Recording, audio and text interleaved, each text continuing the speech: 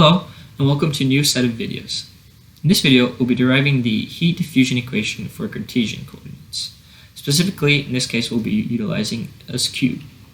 So let's go ahead and get started.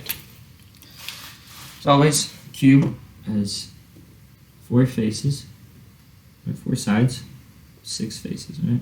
You all know what a cube looks like, and we have it three-dimensional, right? Sweet. And we all know how dimensions work. We know that this is du of x, this is dz, and this is dy. Correct? We know how three dimensions work. And actually, for this, to simplify this problem, I'm going to be deriving it in the x direction first, and then be integrating the y and z direction just to simplify this and help us out with understanding a bit more.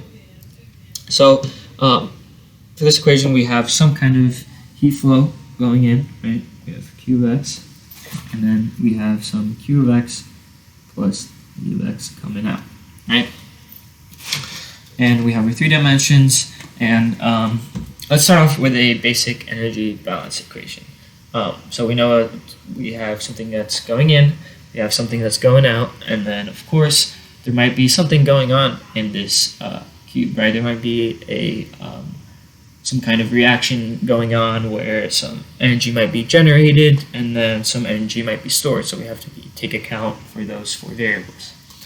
And so what we can write for this expression is that the energy going in minus the energy going out plus what is generated, the energy generation rate, simply equal to the energy stored. Energy storage, right? Right.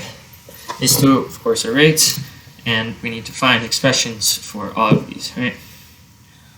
For the energy going out, what we can do is use linear approximation of the Taylor series and rewrite this with respect to how it changes in every millimeter. So we can rewrite this as the heat flow plus what we're going to do is the partial derivative of heat flow with respect to x times the distance d of x, right? Understand what's going on there? And then, of course, we need our energy generation and energy storage rate, which we both already know as there are expressions that were given. Energy generated rate is equal to the heat generation rate, and that is on a per volume basis, so we have to multiply by the differential volume of this cube so that we get dx, dy, dz. So we multiply all three dimensions. Then for the energy storage rate, it is also very similar.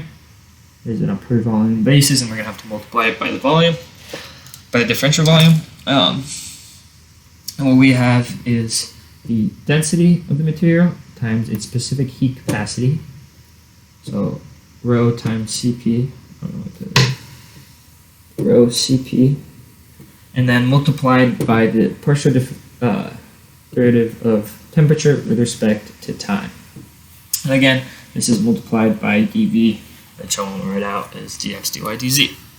Sweet. So now we have all four expressions, right? Let's go ahead and plug it in. So for, like we said, for what is going in, we have our heat flow, Q of x, right? Q of x. Then what's going out, we have this whole expression, Q of x plus the partial derivative of Q of x with respect to x times dx, the distance. Then the energy generation rate, I'm just going to keep it as dV for now just to save up some room. And then storage, rho Cp times partial derivative of temperature with respect to time, again times the differential volume. Sweet, we have our expression. So you can notice on this left side we have heat flow minus heat flow for what's going in minus out, so we can erase that, make that a 0, right? And cross out the negative into this differential. So that we have negative partial differential of heat flow with respect to x times dx plus, again, the energy generation and the energy storage rate, which is rho Cp times the partial derivative of temperature with respect to time times the differential volume. Sweet. Now, you might look a little stuck. So what we're actually going to be doing is reintegrating Fourier's law for our heat flow. I'll bring this over here. So heat flow, if you might remember, heat flow is simply equal to the flux times the area, right? Very simple. And from Fourier's law, we know what heat flux is. We know that heat flux is equal to the constant negative K times partial differential of temperature with respect to x, then of course times the area, and this area is the area that's going in the x direction, so it's this face right here. So you can see is dz times dy. So this expression times A is dz dy. That is our new expression for a heat flow, and then we can go ahead and integrate it back into here, right? And what I'm going to do is bring this negative partial derivative out to the left, and then put this in parentheses so that we can better understand what's happening. So we have the negative partial derivative, this whole expression with respect to x, correct? So we have negative constant K times partial derivative of temperature with respect to x, and then dz dy as well. Then, if you recall, we have dx still left over from before, so this goes just put on the outside. However, dx dz dy, that's dv, right? That'll come in later. We write out our expressions for the energy generation and energy storage rate.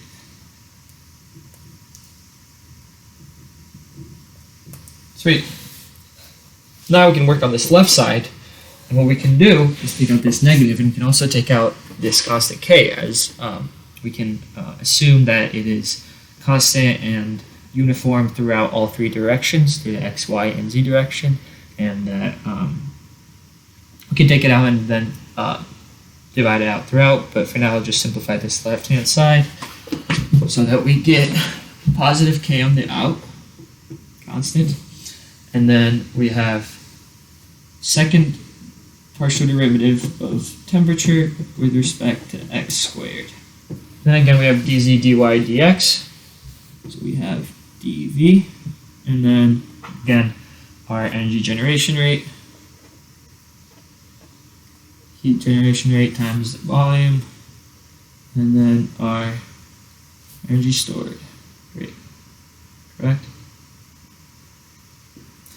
Now, if you see, we have our dv's in all three, right? So we can go ahead and cross that out. Just going to erase it. So we don't have to write it again.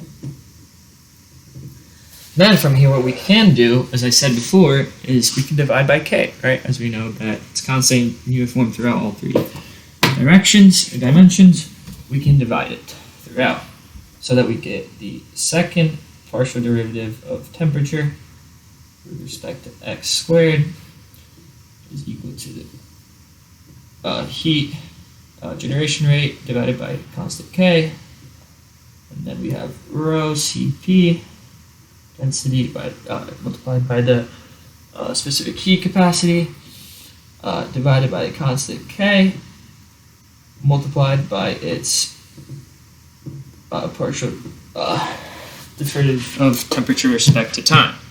Sweet. We're almost there. We're pretty much at the home run, home stretch. One thing that we might remember is that this looks very familiar, if you might recall. We recall it to the thermal diffusivity constant, alpha, right? Alpha is simply the inverse of this. Recall, constant is K over rho Cp. Rho Cp, Pcp over K. complete inverse of each other. So that we can go ahead and rewrite this final expression in terms of alpha, so that we get that the Cartesian coordinates for x, we have this expression.